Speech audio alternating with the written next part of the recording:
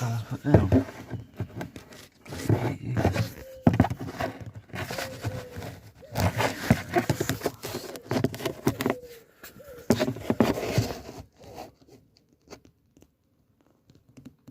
Yeah, that's the one we want. That one's gone.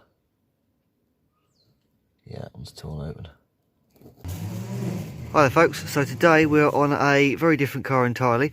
We're not on anything old, well it's what you probably call modern old I suppose. It's 2008 Modus, and the issue was the drop link here. There was nothing wrong with the drop link itself, just the dust covers that cover over the ball joint areas that's to stop dirt getting in there and causing it to wear out prematurely. Now the ball joint itself, absolutely fine, nothing wrong with that whatsoever. But the dust covers on the other hand, if I bring them up and show you, this is the bottom one, which was absolutely perfect, nothing wrong with that at all. The top one, lovely great big split in the side, look, so therefore you're going to get dirt in there. It's going to start putting grip between the ball and its socket, and it'll just wear it out. We've caught it just in time, so the ball joint itself is absolutely fine, there's nothing wrong with it. Just pack it with new grease, put a new dust cover on. But sadly, you can't get dust covers like I thought you could, because our local supplier did used to have them on the shelf very, very briefly, but where they've had a complete sort of change around the shop, they've now stopped supplying them again, so a bit of a dead end sadly.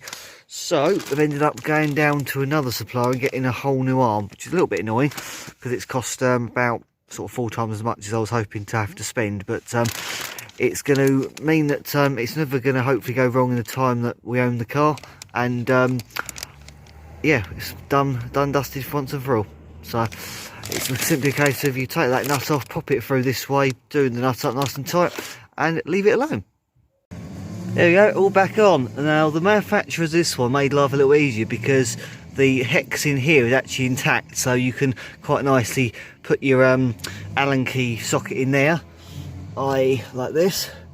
And then you can put the spanner on, hold that one way and turn the nut the other way to tie up nice and tight. These are pretty much off the shelf nuts, so they're nice 17s rather than the original 16s. A little bit easier, because most spanner sets these days, let's face it, miss out the important ones you always need. So, but yeah, top one went in really nicely and easily. The bottom one, we just had to push against anti-roll, push it down a little bit, because obviously it's under tension, so I just had to push it down for it to line up. But very nice, simple job indeed. Right chaps, so now on the passenger side, and it's been a lot nicer to us. The start, the hex drive in here didn't round off, so I literally managed to pop my ratchet down here in there, put the spanner on and just sort of crack the two apart, and then I actually managed to use that because it was easier to turn that than it was a spanner due to this little piece on the side here. Now I'm just doing this one down here, and again, because of the amount of room you've got down here, you are sort of doing about sort of maybe an eighth of a turn at a time, but at least it's coming off quite easy this side, whereas the other side was a complete pig. There you go fellas, so we've now got this side back on. Now see, to put the wheels back on, put a little bit of copper grease around the bolts because it's alloy wheels, so you need that bit of that to stop it all rusting up together. Put it all back together, lower it down to the floor, torque everything back up, and take it for a test drive and see what we think. Back apart again, on test drive to make sure that all the anti-roll bar drop links were all okay, went over a little bump and heard an almighty weird noise, basically a big knock, and came back home, jacked the car up, did the whole pull the wheel around thing, see if there's any play, expecting it to maybe be like a worn ball joint, a bit of play or something. No. Look up here, and this spring was actually replaced about 6 months ago, and well, broken there, and the end of which that came off of is just in here. So yeah, we've got to hold it back apart again. Focus up, there we go. So we've got to hold it back apart again, and we've also got to try and work out how the hell you get to the top of the strut, which is somewhere here. So far it's pretty straightforward. The bottom end here is more or less the same as it is on my 5, apart from obviously you've got the drop link that attaches here, and you've also got this bracket that attaches that is basically support for the brake flexi hose and the, I think that would be the ABS system as well.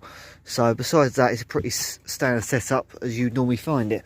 Top half up here, however, is where it gets interesting, because so far I've moved 4 bolts and all it's done is got me to another piece of plastic.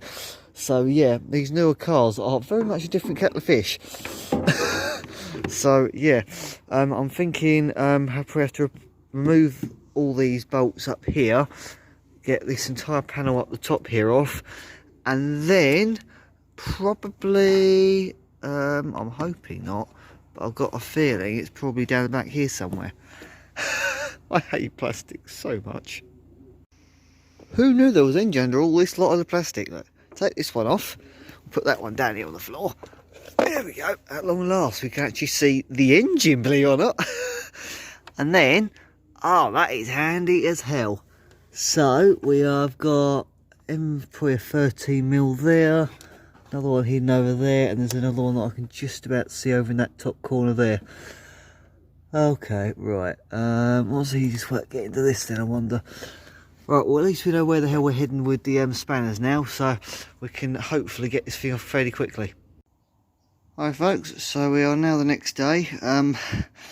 After I got the strut off last night, I couldn't sadly show you that because my phone sort of died, so hadn't got any facilities to do so. But got it all off, got it all apart. The spring was actually under so little tension off with all the weight taken off it.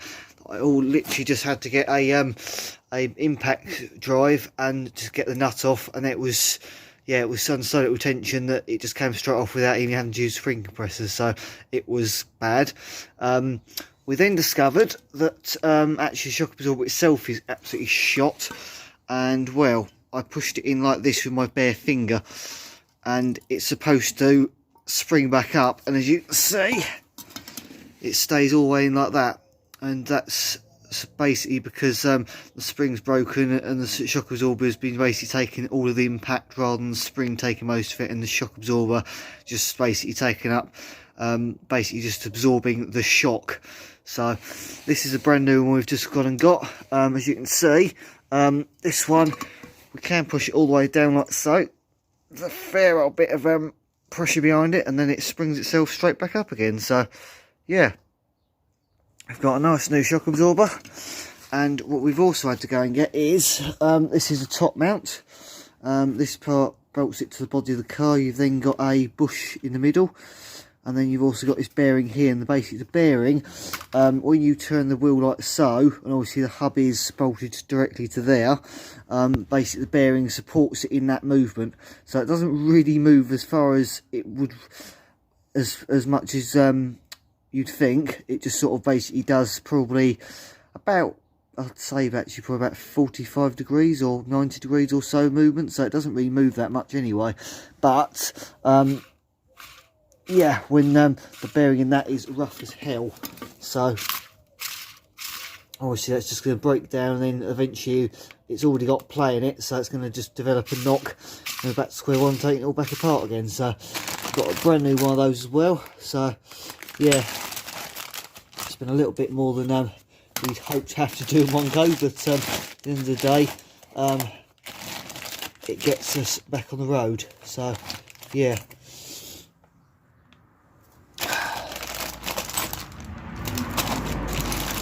So right, what I've now got to do is get the spring compressors all together, and so basically we can compress the new spring, which basically gets it small enough to put this new top hat on there, and then put the nut back on.